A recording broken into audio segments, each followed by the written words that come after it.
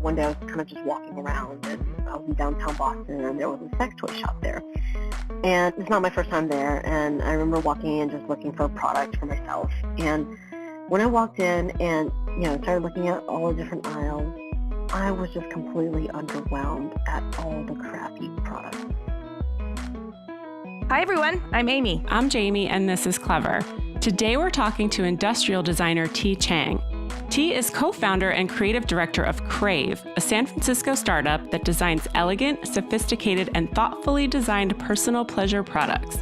Yes, by personal pleasure, we mean sex toys. But the term sex toy doesn't really encompass the innovative and elevated nature of what Ti is doing. And besides, the adult novelty industry is way overdue for an upgrade in terms of product offerings, don't you think? Ti designs products for females from a female perspective. And while we're sad that this is still kind of a novel idea for 2018, we are super excited about what she's doing and why she's doing it.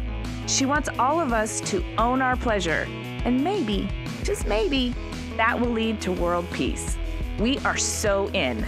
Let's talk to Ti.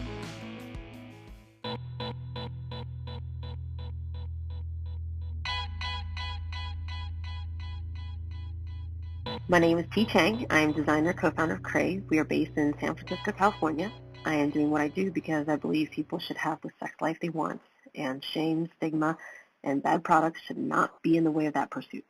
Hallelujah. Mm-hmm. High fives for that. Praise the Lord. We always like to go back to the very beginning. So tell us about your childhood and your family dynamic and where you grew up. Okay. My whole family moved to the States from Taiwan to Georgia when I was 6.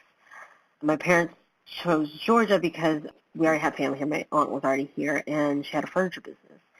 And even though my dad's a microbiologist, he has a master's from Texas A&M, but the salary for immigrants, in the 80s was just not that great. So he joined the furniture business and eventually started his own. Do you remember living in Taipei? I do. I went to second grade there, up until second grade, and so I can still speak it fluently, vernacular stuff, and I can still read some of it. So knowing that has been extremely helpful in my job. That's a big transition to make for a second grader. Do you remember what you felt like? Did you feel like a fish out of water? Just that whole transition was hard. I remember being in ESOL, which is the class they stick you in when you don't speak English. And I remember learning my basic alphabets. And I remember one time in second grade, I was asked to write my name in a book, just to, this book belongs to, you write your name. And I didn't know how to write my name in English, so I just wrote in Chinese. And I remember it caused this oh my God, they realized I was not clearly up to speed. So they put me in the ESOL classes, and so most of the 80s, I was learning English. I watched a lot of cartoons, Woody Woodpecker, Jem and the Holograms. Do you remember that? Jem and the Holograms? Oh, yeah. Oh, my goodness. And I love Thundercats. Oh, yeah. So so that was kind of like my 80s. And so a lot of people were sometimes surprised when, oh, you haven't watched this? You haven't watched this? I'm like, yeah, I didn't really speak English, I didn't really know. So it really wasn't until the 90s that I kind of came into cultural consciousness, like MC Hammer, Madonna, Paula Abdul, That's really cool. So as a young kid in school in a new place, were you artistic or creative? Did any of that kind of come out at that point? So I grew up in a small town called Duluth, Georgia. And at the time, there were hardly any other Asian kids in school. I mean, it was a very white, conservative, Christian town. And being Asian, non-religious, my family was not religious, I never felt like I kind of belonged to any particular group. I mean, generally people were polite to me, but I never really kind of felt understood. And so I kind of went in kind of myself and started focusing on some of my hobbies and things that I kind of connected with, which was arts. And luckily, my parents, they're all for it. I mean, my mother's side family had a strong artistic streak. I had a couple of aunts and uncles who were art professors. And so my parents just thought it was fine to have it as a hobby, and they supported it, for me to do this in my spare time and in high school, as electives, but they definitely were not supportive of me going to art school. I mean, because of the whole starving artist thing, I mean, a couple of things. One, you didn't have a lot of money, so we couldn't have afforded me to go. And two, my dad's exact words were, I think it's important to be able to pay for your own food. And that kind of, in a way put it in perspective for me, okay, and luckily I had a scholarship to Georgia Tech, and, and from there I stumbled onto industrial design.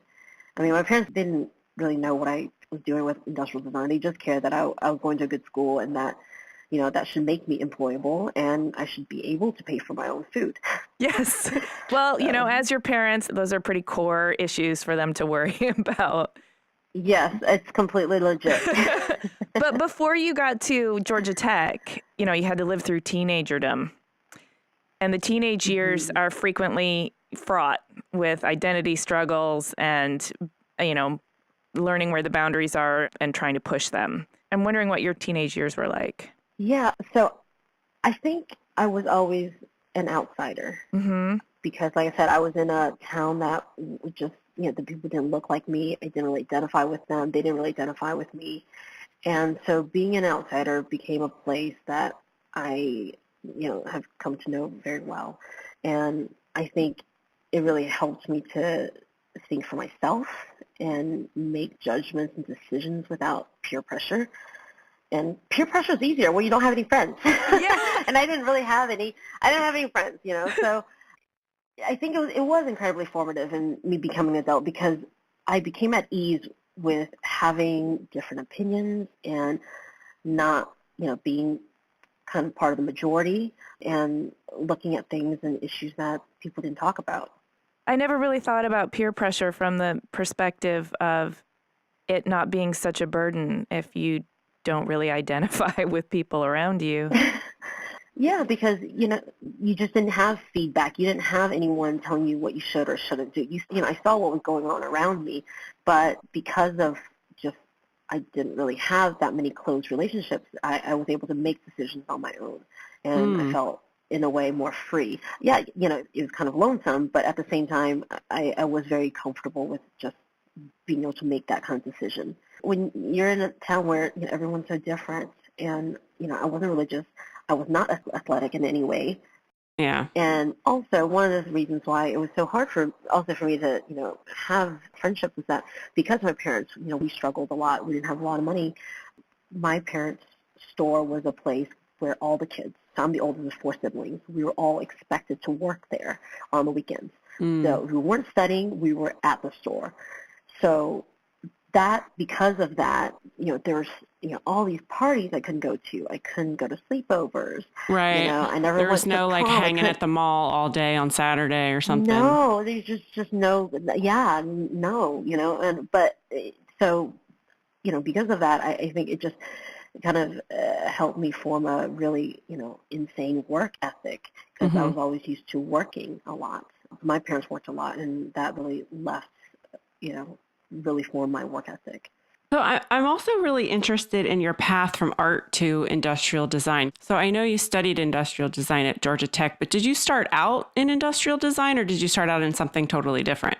I just had a scholarship. I actually only applied to one school that I knew we could kind of afford because I had a scholarship. So I was like, okay, and I really didn't have very good, high school counselors that, told me that, honey, you should probably apply to more than one school because what if you don't get in, So, but luckily I got in, and when I got in, and it really happened this way. I opened up the pamphlet, the catalog of all the different majors at Georgia Tech. Obviously it's a great technical school, but I was not interested in engineering. So I basically went down all the list, like aerospace engineering, nope. Electrical engineering, nope. Computer science, nope. And there's all these other departments that I was just not interested in, and the only thing that was left was a school of architecture. And under that, there are 2 options. One was architecture, and one was industrial design. And I knew what architecture was. So I was like, okay, well, I'll design some buildings. Cool. So I signed up. So I started out declaring as an architecture major for about maybe like a quarter. I had enrolled in the drafting classes, and we were just drawing straight lines with like a number 2 HB pencil, like nonstop. And I was so bored. I was like, fuck this. I was like,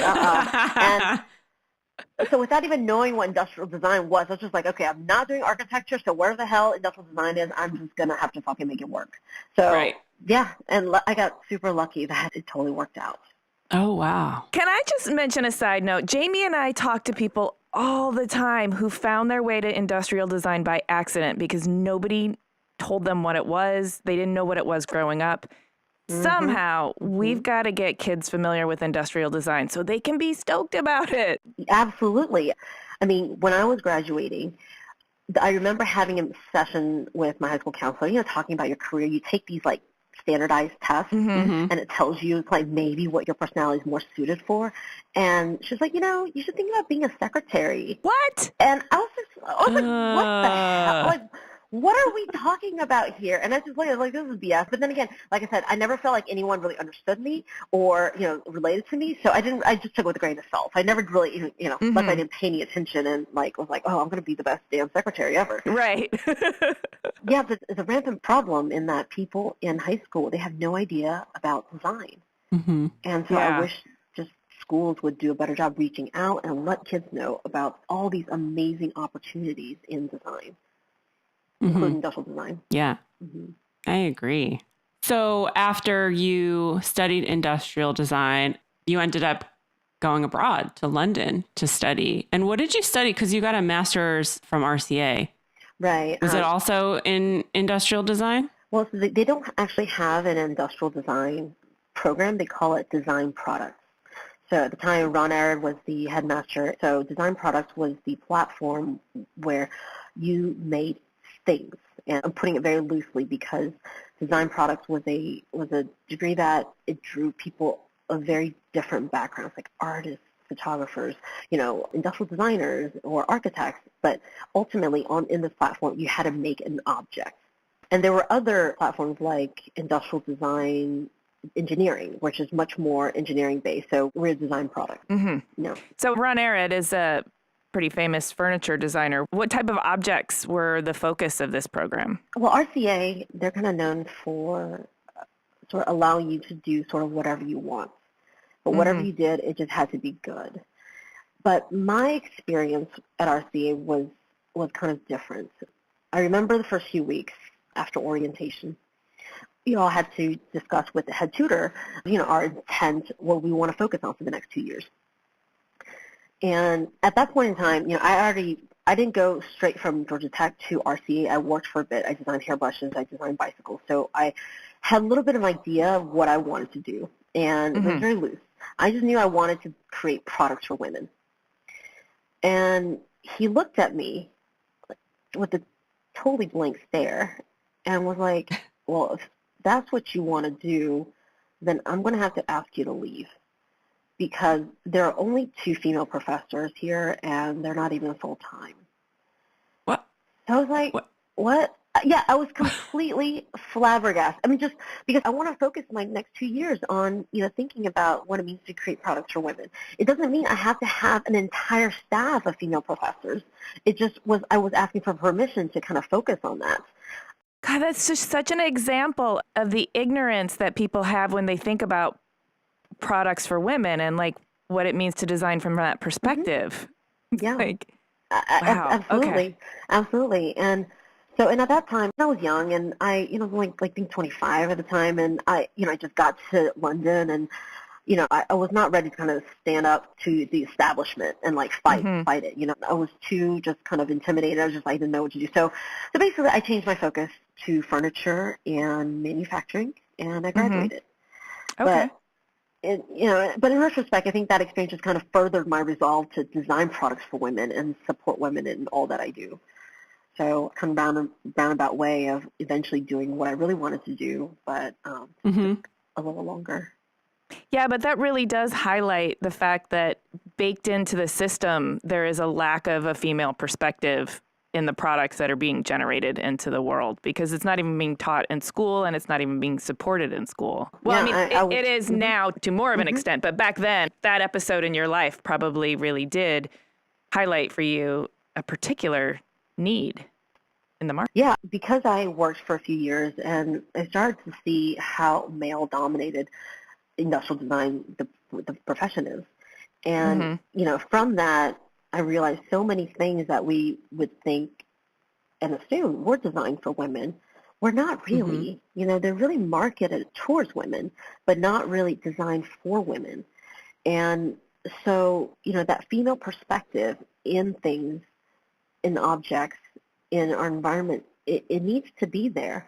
And so for me, that was just sort of where I identified kind of the most good that I could do with the skill set that I have. And that's kind of where I latched onto. So you were working after industrial design, designing hairbrushes. Were you working for a firm? And what made you decide to go to London to study?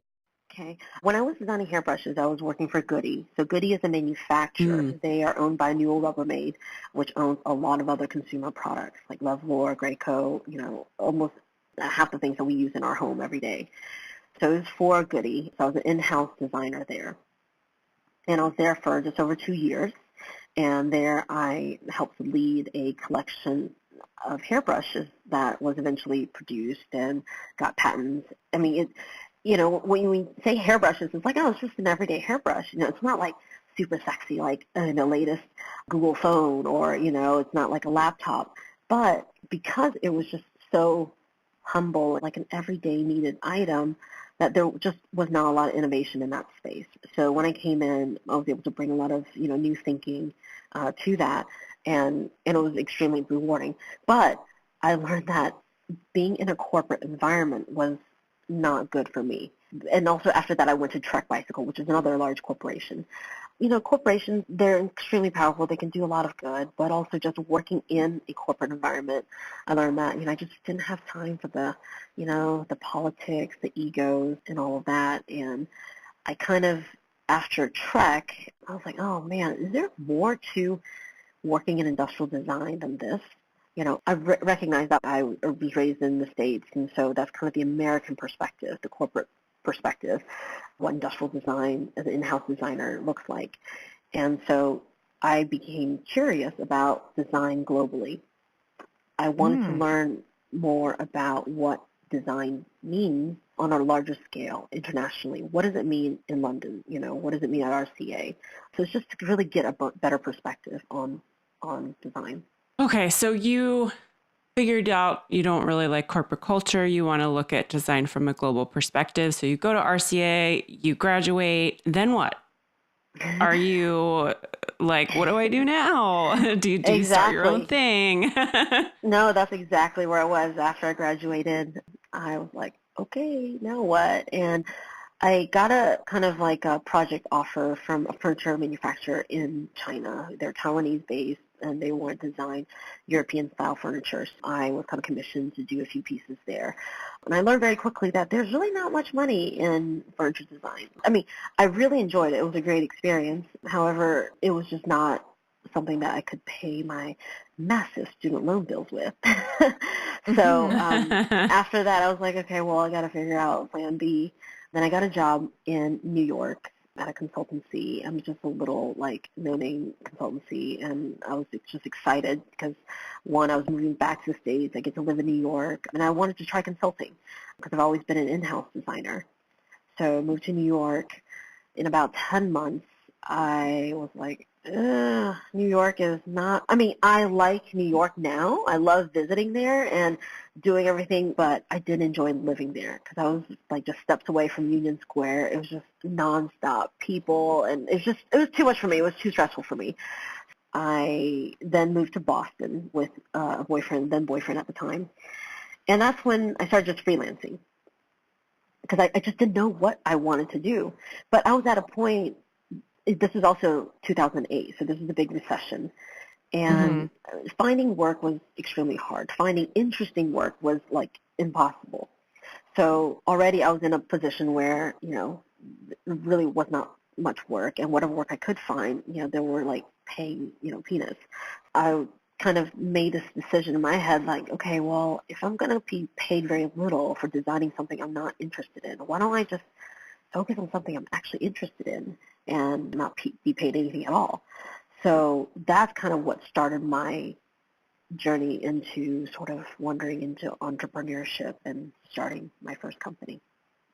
That is interesting to me because I think when other people are in that position, sometimes they lean the opposite direction. They're like, well, if I'm going to be paid very little for designing something I'm not interested in, I'm just going to go where the money is.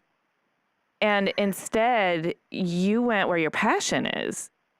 Yeah, you're exactly right, because I think maybe back to my childhood when I was working at my parents' store, we're selling furniture. People need furniture. It's good. It's fine. Mm-hmm. But there was just this great sense of kind of this lack of fulfillment. And for me to feel fulfilled, I have to feel like I'm making a difference in the world. Like, we all have this super short time on Earth, and I wanted my time to just stand for something that could help others in any way that I am able and uniquely able to do. Mm-hmm. So that's sort of because I love design so much that it actually hurts me when I have to do projects that is sort of against my moral compass.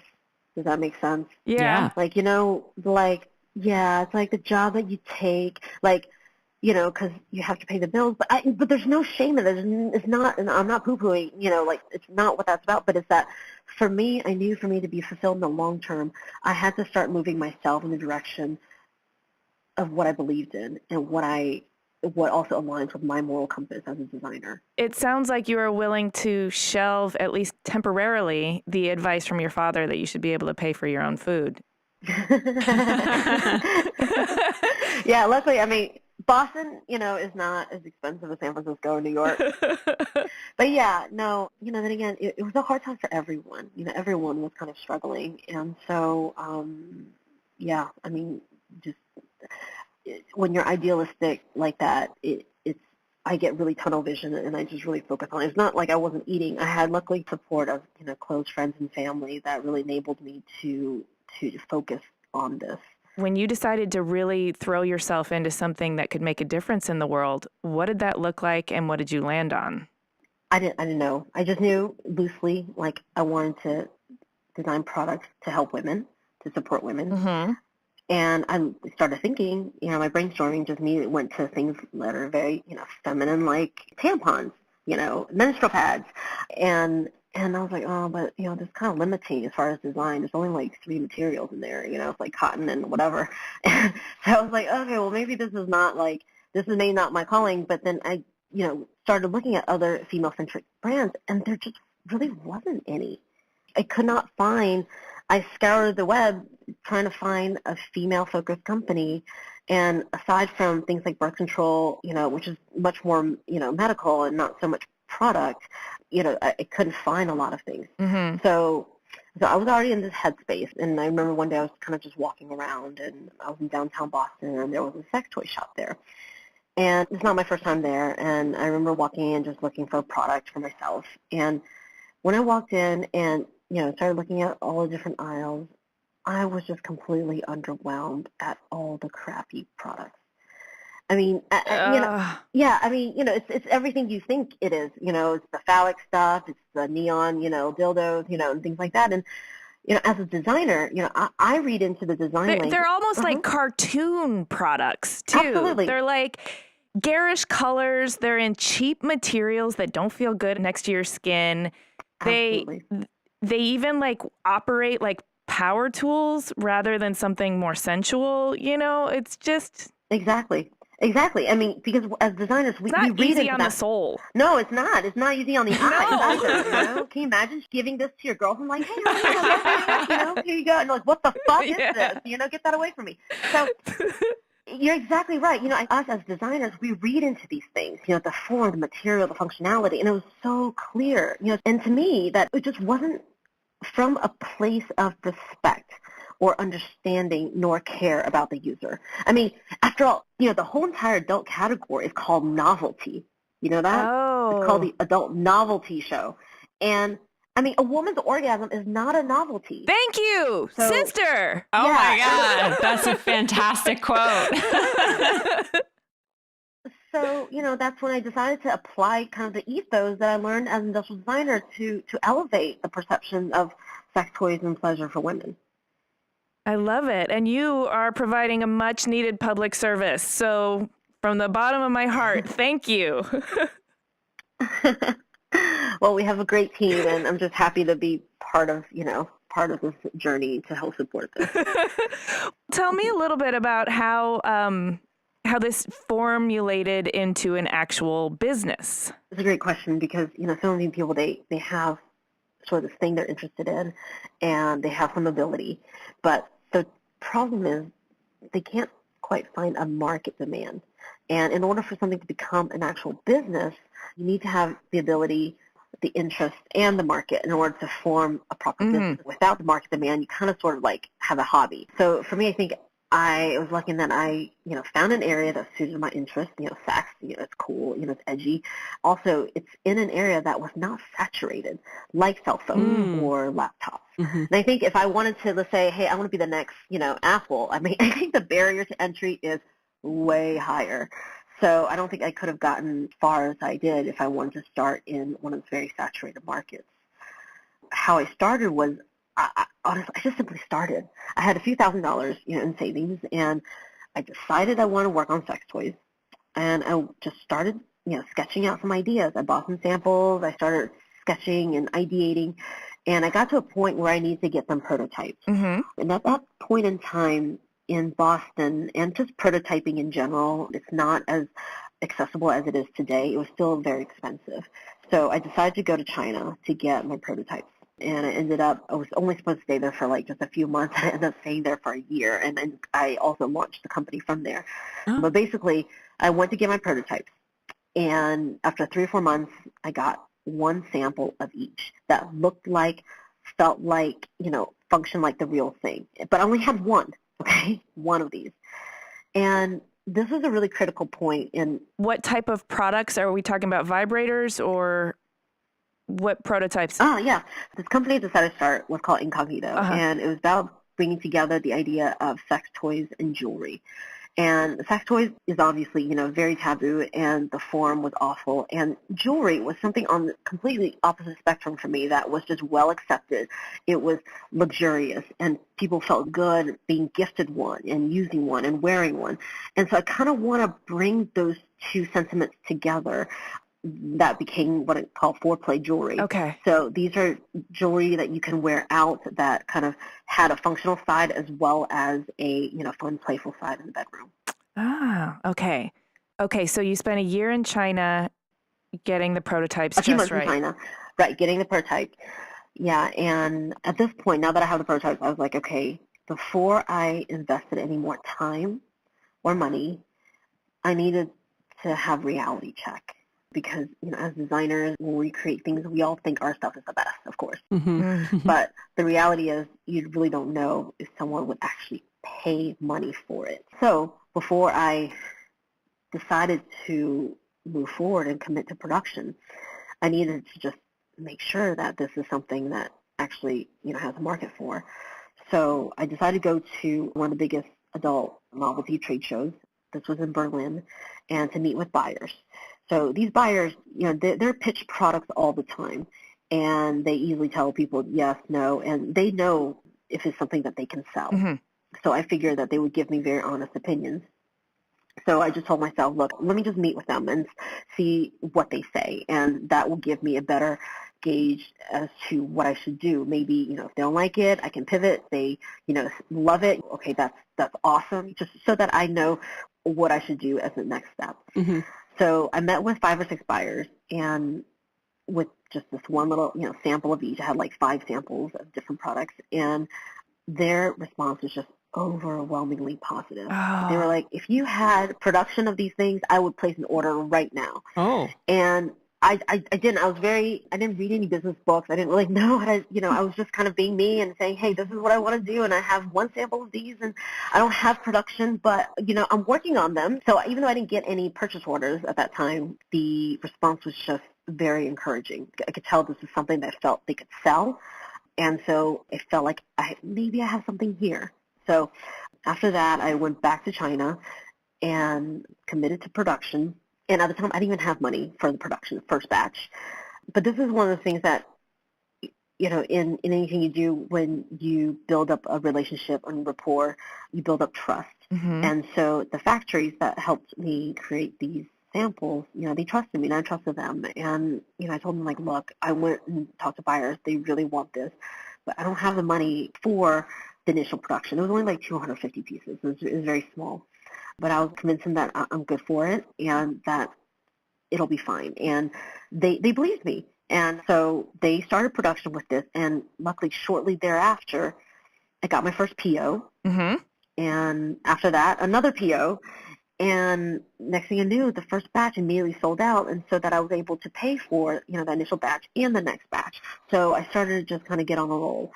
So I did this for about a year and a half, and, carrying on with my business. And I was at a trade show where I was showing my second collection.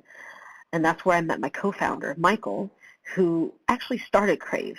Okay, so at this time, I'm working at my first company, which was incognito. Mm-hmm. And then I meet Michael at this trade show who, even though he started Crave, but they didn't have any products. He had nothing designed. He spent, up until that point, just researching and listening to women. And this is one of the things that struck me about him, was that he wasn't the typical guy who thought that they knew everything, when it comes to designing products. I mean, and That's he had enough self-awareness. Absolutely. He had enough self-awareness to know that, hey, this could be a huge opportunity, Mm-hmm. but there are way too many male voices in the industry already. He needed a female designer who was passionate about designing sex toys. And oh my God, hello, that's me to a Mm-hmm. T, right? Literally. But yet I already started my company. So I couldn't, even though I loved his vision, we were completely spiritually aligned as to why we wanted to do this in the first place. So he ended up buying my company to bring me on board. So I was living in China at the time, and then when he bought my company, I moved to San Francisco. And since then, I've designed all of Crave's products. And how long ago was that? That was in 2010. Okay, so you've been at this for a while now. Yeah, I think I kind of was going on 9 years. Yeah. Yeah, I'm interested in the creative process, but also in the day-to-day aspects of the business of sex toys. I'm just interested in how you concept, how do you come up with new ideas, and then how do you, take those ideas and bring them to market. Are you listening to the people? Are you getting feedback about what they want? Are you going out and interviewing women? What is the creative process? Does it come from within you, or how does it work? Yeah, that's a good question. So no, it doesn't solely come from me. Ideas for new products can come from a variety of places. The market, seeing what's going on the market, Mm-hmm. seeing what's missing from that. Sometimes it's from technology, seeing what are some of the new capabilities that's out there and whether or not it makes sense. It can come from designers. It can come from people. It comes from a variety of places. But ultimately, what we believe in is that it is all about the user experience. So even though there are ideas that come from, technology or the market or myself, but we always hold that up to what does that mean for the user to figure out whether or not this is a project that we want to just even start. Because ultimately, we don't like to design product just because we need a new product. We're not on that kind of schedule. Just because, hey, AI is the latest cool thing, we do not have to immediately jump on AI. So all these things are very much filtered through the lens of what does it mean for the user experience. Mm-hmm. So everyone in the company, we're very much aligned on that. When we have a new idea, when we make decisions about customer service or about manufacturing, we always view it through what does it mean and how does that affect the user. So we're an incredibly user-centric company. So I have to ask, how do you get that user input? What does focus testing look like for sex products? Yeah, I mean, it is hugely important. So like I said, because we're so user-centric, everything that we do, we come up with ideas, we have concepts, we have prototypes, but ultimately we always send it out multiple times to our users to do product testing, and that informs us about this product, whether or not we should continue, we should scrap it, or we should pivot, or what we should do. So now, obviously, because of the intimate nature of our products, traditional user research cannot really apply. We can't exactly say, hey, can we watch you use a vibrator for a little bit? That obviously would be creepy, and so yeah, it presents new challenges that that's just very different from traditional consumer products. Sure. And so we had to find a way to be able to, test and get the information that we need while, number one, ensuring the user's privacy and comfort.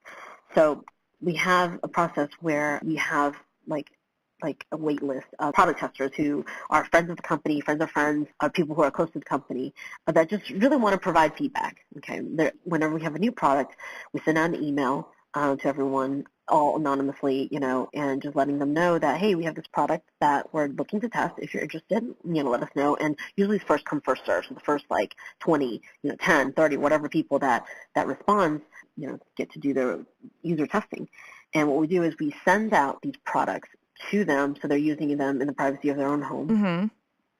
And we then send out online questionnaires that are very open-ended, because when we do these tests, user testing, it's not that we have a hypothesis, we're not looking to validate, because sometimes companies, they use user research as a way to validate what they already am going to produce. Mm-hmm. Does that make Right, sense? yeah. For us, we don't do that at all. And one of the things, as myself as a designer, I have no ego about this. I really just want people to love it, and I want this product to work. The thing with sex toys and vibrators is that there's not going to be one product that works for everyone. Right. So the key is, as a designer, I have to figure out, okay, what is it about this product that really works for this user group? Or what is it that doesn't work for this user group? What are its strengths? What are its weaknesses? So that we can properly position the product as such, so that we don't overpromise and underdeliver.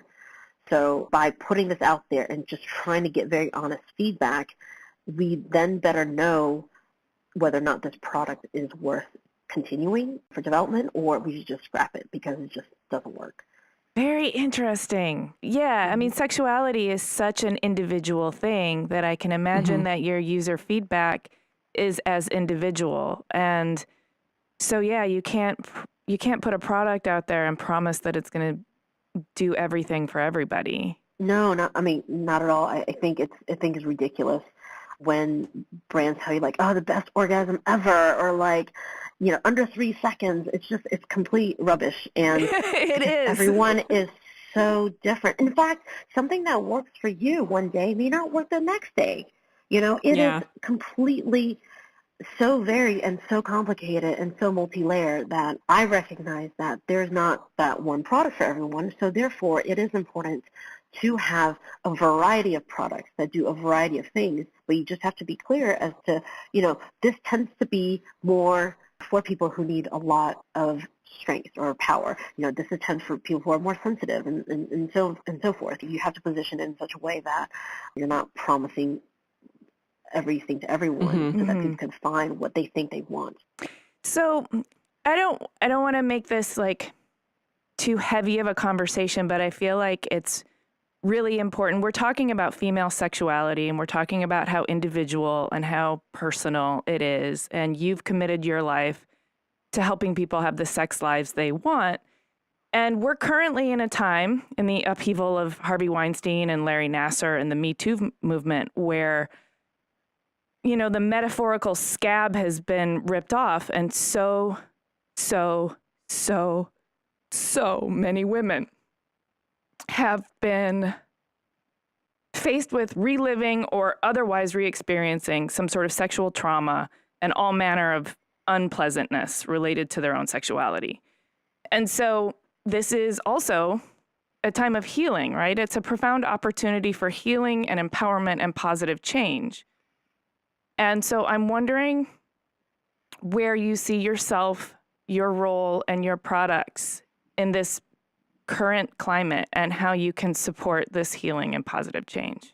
Yeah, we have always been in support of female empowerment from the beginning, and that has always been the case from the inception of the company. And this movement has been happening for a long time, and recently has picked up great momentum, and it's amazing. I mean, like you said, there's just so many aspects to sex. Right now we're hearing about so much about the sexual abuse of power, but yet there's also another side to self-love that is empowering, and there's so much that's in between. And what we've always tried to do is support the empowerment of women through our products, and also almost provide air cover to open up conversations around sex through the projects we do. Because sometimes getting people to talk about these issues is half the battle. And if we really want to change perception, we need to start having some difficult conversations about it. What I appreciate so much about what you're doing is by elevating the actual product design and by fusing it with things like wearables and jewelry, you're removing a lot of the shame and stigma to having conversations like this. I mean, I feel like these discussions that we have, they're difficult now, but they don't always need to be so difficult. Yeah, and when you change the design language of a product, it shapes how people, as we know as designers, we know people interact differently to different products depending on how it speaks to them. And so, one of our products, which is, I think, a great example of this that really helps people to open up conversation, is our necklace. It's called Vesper. It's a jewelry piece. It's a very slim, compact vibrator that's also a statement necklace.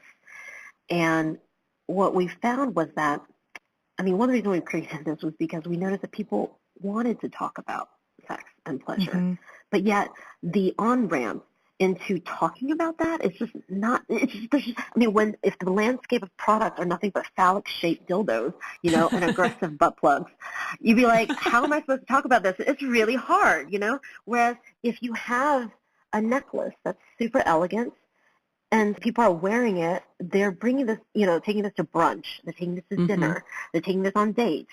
And then suddenly, next thing you know, over brunch with your girlfriends or at a party, you're suddenly having a conversation around this. Yeah. And it's so much easier to talk about this when things don't look like,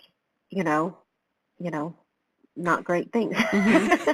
You're absolutely right. And so much, I think, of healing is aspirating the wound, meaning like bringing light to things so that they can come up for discussion, so that the hard parts can be sort of worked out gently and in safe places and with people that you trust. Yeah, absolutely. And another thing that we do, because we recognize, products is one aspect, but another thing that as a brand that we've noticed is that, to create that conversation, it's also through other things. Like, we just released the Crave Portrait Project, but it is a gorgeous 2-part photo series, black and white, of people at the really famous Folsom Street Fair in San Francisco. So the Folsom Street Fair is basically a BDSM fair that is held annually in San Francisco, and is where people of the kink community come together and they just have a massive street party. And so we set up a photo booth because where our factory is located is right in the heart of it. We literally just lifted up our garage door and we set up a photo booth. It's a one-day event, so people were just completely decked out in their outfits, and they were just amazing. So we had them come in and we take a portrait of them in their full gear, and we took about over 160 photos that day. And from there, we got down to about 50 or so. We asked them to come back in their everyday clothes, okay, just like their everyday work clothes. And it's a portrait of them side by side. And even though we don't make products for BDSM, but it goes to show that we really support people owning their pleasure, whatever that may be. And when you look at the portraits, for me, it wasn't even about the BDSM. But what it was about the power of self-expression and how the human sexuality, how we want to express ourselves, sexually and in everyday life, is just so multi-layered and so complicated. And that depth is what makes just this whole project so beautiful and so humanizing. So that for us this is one of the ways that we really help to show people that we really celebrate people owning their pleasure. Beautiful. What a great project. Yeah. I'm going to pivot and talk to you about you as a person. I'm really interested. No. I know you're a lovely person, but you've also described yourself as an introvert, but you do a lot of public events and speaking, and you talk very openly about a subject that a lot of people blush talking about. So I'm interested to learn, like, how do you handle all of that? Do you go out, do your thing, and then stay in bed for 3 days and recover afterwards and refuel, or how does that work? You nailed it. I mean, I don't have luxury for 3 days, but simply for me to do the social things I need to do, I need to be antisocial, simply put. Is it in equal proportion, do you think, or is it like a buffer on both sides? For me, it's a buffer on both sides. Yeah. Okay. So, yeah. Before talks, for example, I like to have just ample time to get to the hotel. And sometimes I just hold myself up for a day, just have nothing but room service or food delivery or whatever, and, take baths to just kind of calm my nerves, because it doesn't matter how many times I've done, talks or interviews or anything, I 100% still get nervous, because I appreciate the opportunity to be able to tell my story, and I appreciate people giving me a platform to share my story, and I don't take it for granted. So the nerves is always there. And I just, want to make sure that I can coherently share my thoughts and ideas when I'm at conferences and I'm overwhelmed by the number of people who introduce themselves to me and say hello, and I love meeting them. But that really takes so much out of me. And so basically right afterwards, I'm in shutdown mode. I mean, even when I travel, when I go to the airport, I try not to have to speak to another person. I don't mean that to the point of being rude, but just that I'm just extremely quiet and very, I have my hoodie on, I have my beanie, and I'm just kind of I don't know, probably some dodgy figure moving through the airport, but it's just the way how I cope with being able to be on when I need to, and then also keep my sanity.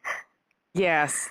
I can relate to that. I love a hoodie and I love being super stealth in the airport and places. I know that I need to decompress, I think, more than others after public speaking situations. And I also need peace beforehand in order to get prepared for it. Yeah.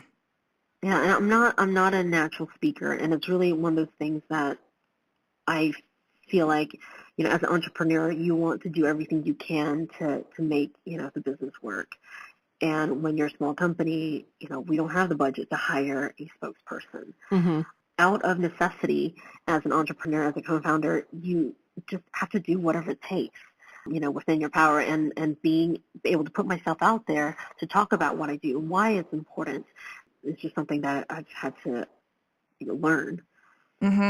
Yeah, I think as small businesses, you just need to wear multiple hats. And if that hat is something you're not comfortable with, you don't really have a choice. You just kind of have to do it. I hate public speaking too, but for some reason, I didn't expect my blog to get popular enough where people would want to interview me. So I had a blog because I wanted to hide behind my computer and be an introvert. But somehow I have a podcast. So yeah, exactly. I don't know how that happened. I know. Okay, now I want to channel your idealism and focus on the future. Can you give us a one sentence picture of optimism to shoot for? In your work, you're working on eliminating the shame and guilt associated with sex toys, and female sexuality. What does that mean for our culture? If we're able to actually really reduce the amount of shame and guilt associated with female sexuality, what does that look like? It's beautiful, right? Man. Yeah, it's like the promised land. I mean, I think if we can, it's green grass and wildflowers everywhere. Totally, and rainbows and puppies sucking at your toes and beautiful flowers everywhere, I do think that if we can fully own our pleasure without being apologetic to Yes. ourselves or feeling the shame or anything that's related to society's view on what, you should be, I think people really pursue their own pleasure. I think only good comes from that. People live happier, more fulfilled lives, and it's all good. So my, highest idealism is, hey, maybe it'll lead to world peace. Yeah. Happier women, happier mothers, happier families, and happier families produce happier children, and, children lead on to be better adults, and, maybe it leads to world peace. I believe so. It can. Oh, sorry. I was thinking about that, and I was like, yeah, maybe that really would work. Okay, well, that is a beautiful picture. And now I'm interested in, are you personally fulfilled? I know that was a big motivator when you started this. And what is the next milestone in your own self-actualization? Wow. So I think about that Maslow's, pyramid of hierarchy. And for me, he's missing mine, which is simply paying off my student loan. That would be great. Yes. Thanks. That's it. Seriously. But do you feel like, when you first walked up to, I don't remember who it was you talked to in London, but you were like, I want to design products for women. And they were like, well, you really should leave then. Do you feel like you're like, yeah, well, see, take that. I'm totally designing products for women. And it's really empowering. Like, do you feel that in your soul? Do you feel like you've really come full circle to what you really wanted to do in the very beginning? Absolutely. Absolutely. I really am grateful and so thankful for me to be able to do what I do and have a company whose mission is completely aligned with my moral compass. And being able to do this, I'm so eternally grateful. I'm incredibly fulfilled in that way. Oh, I love that. Yeah, well, I mean, it's also just the people that I work with, and also all the amazing supporters that we get, the love letters we get from users and just people and on social media. So all of that just is incredibly rewarding. Yeah, it's interesting to think, like, when you design a product that's as intimate as what you're designing and you get, letters from people, I mean, you could really change people's lives. I mean, it's not like you're designing a hairbrush. You're literally designing something that, gives them pleasure and changes their mood and their outlook on life and could literally change their life. And their relationships. Yeah. And let's be really, really clear. There is very much a ripple effect that benefits all of society. When half of society is feeling healthy, loving, and fulfilled, then the other half only benefits. And the relationships only grow more fertile and more healthy. Yeah, it's like the book Half the Sky. I mean, which is exactly what you're saying is that the oppression of women and girls, around the world, and if we really want to move towards a better society, starts with supporting women. Yes. Absolutely. So where's Crave going? What's next for you? What's next for Crave? What kind of projects are you working on right now? I hope we, Crave, and just as a society, we're moving towards a world where the attitude around sex is open and healthy, where shame, stigma around female pleasure is outdated and archaic, as silly as the notion that the world is flat. Yes. So that would be great. So what's next for Crave? We have just finished renovating a 1961 Airstream that we have turned into a vibrator factory, a design studio, and a pop-up retail shop. What? That sounds amazing. Yeah. Yeah, I am currently on the road. And me and my little puppy, Mac, we are driving this across America to different towns, events, and conferences. So if you guys want us to stop in, give us a shout, and we'd love to see you. I love it. Oh, so, my God. That world peace thing you talked about is going to happen sooner than we thought. Hell yeah. Where can our listeners go to find out more about you and more about Crave on the web and social media? So my Instagram, Twitter, Facebook, all the same, is Designer T, Designer T-I, one word. You can find me there.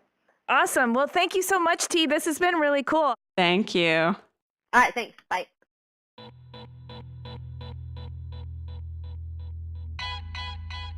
I'm not kidding. I really do think a big component of world peace is women owning their pleasure and not being oppressed, and definitely not using their sexuality against them. Yes, I'm in total agreement with you. I don't know why we've just kind of let this go on so long where we're like ashamed.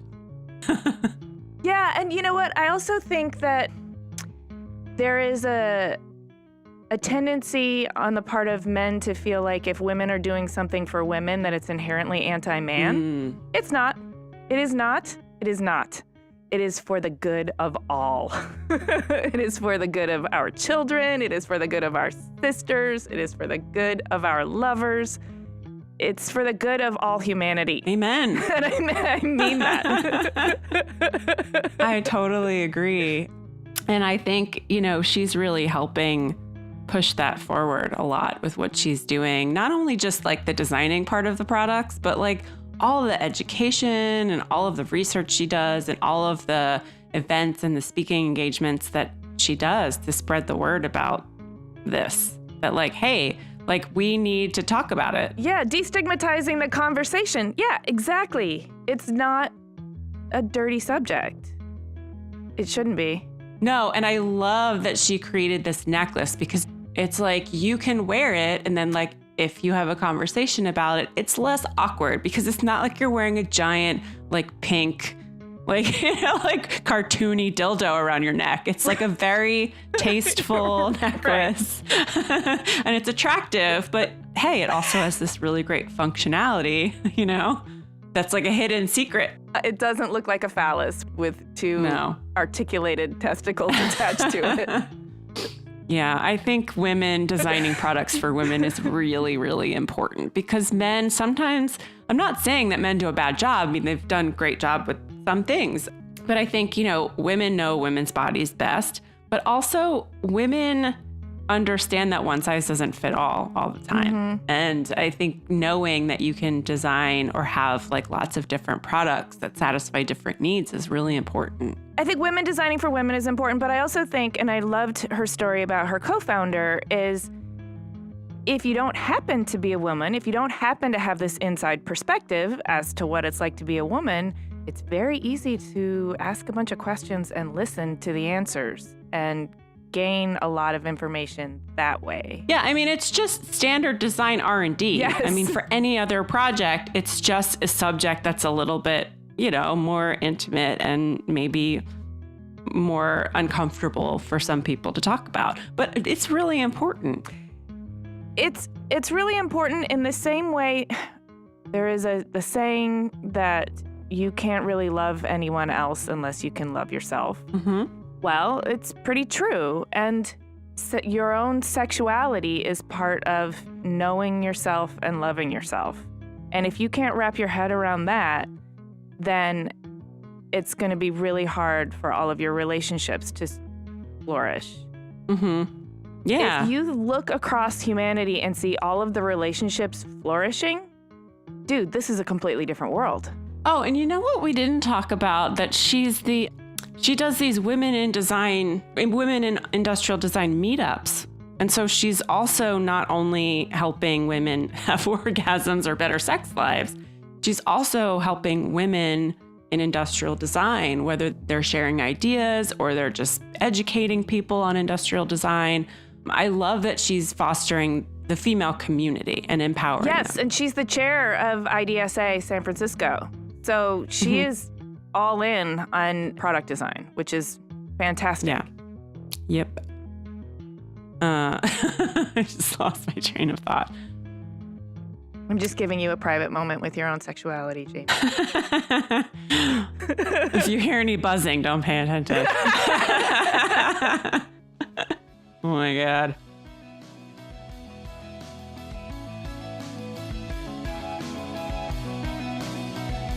Hey, you guys, thanks for listening. Please subscribe to us on Apple Podcasts or wherever you get your podcasts. And if you would, take a moment to rate and review us. That totally helps. Go to cleverpodcast.com where you can sign up for our newsletter, read the show notes, and see images of Ti's work. Also connect with us on Twitter, Instagram, and Facebook at Clever Podcast. We'd love to continue the conversation with you there and hear your thoughts about this episode. This episode of Clever was edited by Ty Navarez and Alex Perez with music by L1011.